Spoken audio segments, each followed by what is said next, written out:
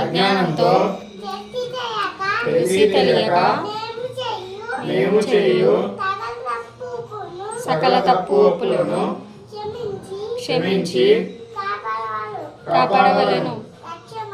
అష్టమగు అష్టాదశ సోపానములపై అమరి ఉండి కాశీ, రామేశ్వరం, పాండ్య, మలయాళ దేశములను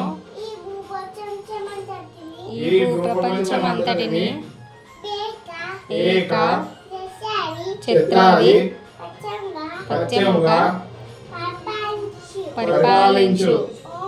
ఓం ఓం శ్రీ హరిహరసుత ఆనందచిత్త అయ్యనయ్యప్ప స్వామివారి